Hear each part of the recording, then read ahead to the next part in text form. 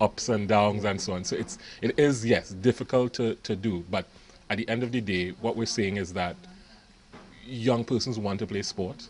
Sport is a valuable tool and can be used to affect social change. And we have to find some way to, because if we don't try it here, there are other communities that are similar to this. Yes. So we have to figure out, okay, how can we make it happen here? And then we could extend it to other communities. As I mentioned before, the many of the urban communities, it's not that difficult. The grounds are there, the playgrounds are there, it's easy to go. So this is a work in progress, and the key that we're doing is documenting the process so that we can then share that with other communities to say, this is, you don't think that you can't do it, this is the way that it can be done. Okay, so we will just split into two groups. Haiyan will lead one group and I will lead another group. Alright, we would like to form a new youth club because we would like both communities to come together. Not just be separate and be competing against each other, but partake with one another. Another point is that we would like to develop our communities because there are a lot of people out there who don't know about Lassiter and Brasso Venado. And when I say, well, like when I go out there and I tell people I live in Lassiter, they don't have a clue. And I just have to like bring it back down to Tabakis in order for them to understand where I live. Another point was to work together as one. That's similar to number one though. To get the youth of both communities active, keep them active, meaning that instead of like when they finish school, after school they have nothing to do, they just go and play game and computer, that kind of thing. And technology that's taken away all the talents of sport that we have in our youth, right? So from being active through sports, we could allow them to showcase their talents and have them more active on afternoons after school and weekends, and they could come together and meet through sports. It's okay to be under 80, right? And be part of this.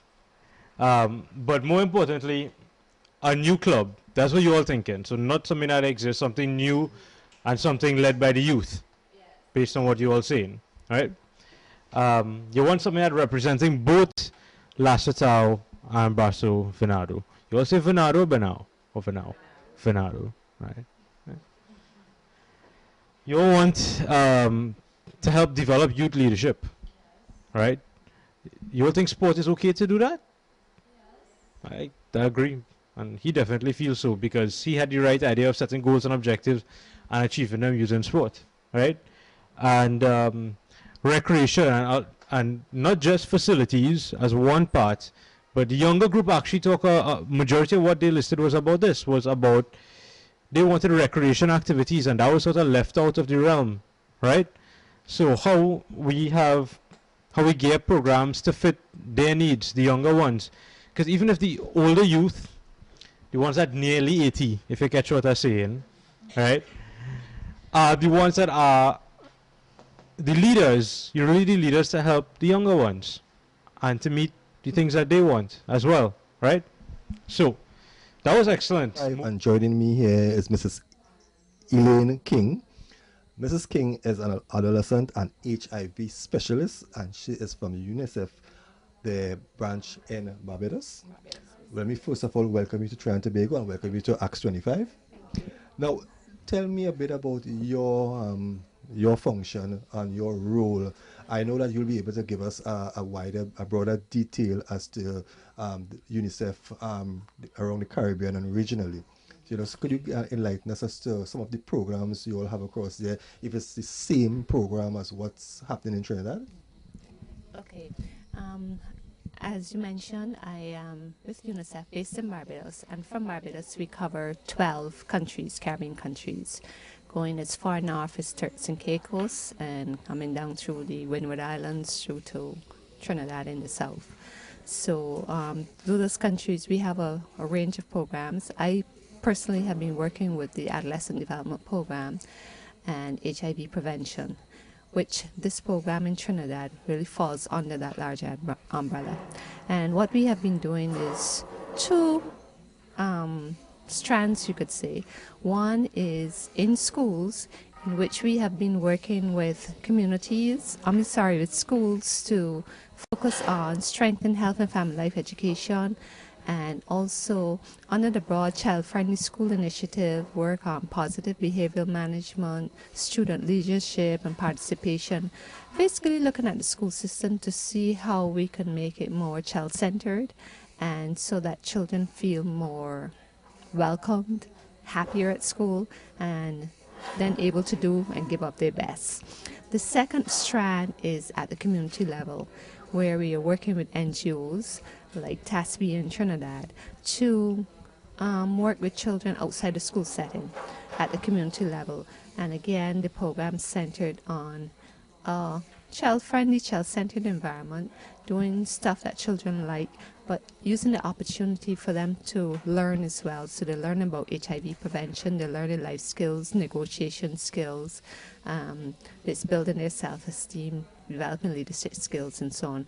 And these are the things we think would help young people to be able to manage their health in a positive way and help in the reduction of HIV. Now, you touch on a very sensitive topic there, HIV, because throughout the world, HIV seems to be the number one disease that is, basically taking the lives of young people. From where you sit and you look at the program that you all have implemented throughout the 12 countries that you spoke about, how successful that program has been, and is it actually reaching the young people, and more so the young men and women of the rural communities? Okay, that's a very good question, because when we started out with the program, to be quite honest, we had a lot of resistance. Parents, teachers, people in power in society felt that there were certain issues that young people shouldn't be engaging in discussions about. It was adults' business and so on. We find with the advent of HIV and the impact it's had on the region that this has changed that to some extent. And now parents and teachers are a lot more willing to talk about sexual health, sexual practices with young people as a way of making sure that they understand the risks, the challenges, the outcomes, and they're able to adjust their behavior appropriately. So we find that it's a lot easier now to engage in those kind of discussions with young people. Unfortunately, in terms of centering health prevention, HIV prevention, positive sexual management on the curriculum, that has been a little bit more challenging. Because even though I think governments have accepted that is a need, still we find that teachers are not very comfortable, and there's a lot more work to be done in terms of training and preparation in that regard. But I think the whole atmosphere is a lot more open for young people to be able to access information. There's still a challenge relates to services, but at least there's information around and the opportunity to develop skills to really apply that information. So I think we have had some success in that regard. There's still some way to go.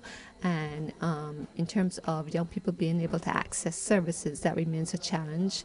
What some young people have said to us is that they don't like going to the health centers, sometimes that they're chastised because they say, okay, well, you shouldn't be here, you're too young to be engaging in sex. So even though they try to protect themselves, there's still some barriers. So we still have some way to go in terms of young people understanding that, sexual activity is really an adult activity, but at the same time being able to protect themselves should they find that they're in a situation where they're having sex. Well, we have come to the end of this program here this afternoon. I have Mr. Kurish Mahabir, the manager for the sport and development programs. Before we end, tell us a bit about today, what you thought about today and what's next for TASP in Brasso. Well, what I thought about today firstly was that I was actually amazed of the number of young people that did come out. we actually working out of a school whose total population is 25 kids. And you have a majority of the more mature students from that school already here being represented, including a little older kids, 18 years old, 16 years old, actually being vocal and speaking about the things that they need to help drive change and how to use sport to make that change. I actually did not expect them to be that vocal and that understanding of it. So that is fantastic. In terms of the next step, well, today is really the first step of a process to help build their administrative structure for what they defined as a new club that they'd like to have, to include both La Citao and Brasso Venado as two communities coming together to achieve a common goal. So today was really to capture that from them. What do they want? The next step is following day is to put that into a formal strategic structure.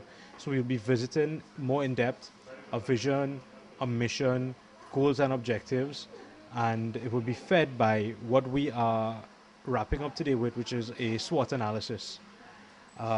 We're hoping next week to actually have more persons to fill in that role and feed, because the more information you have to feed of a greater catchment area, the better quality product you can deliver. Okay.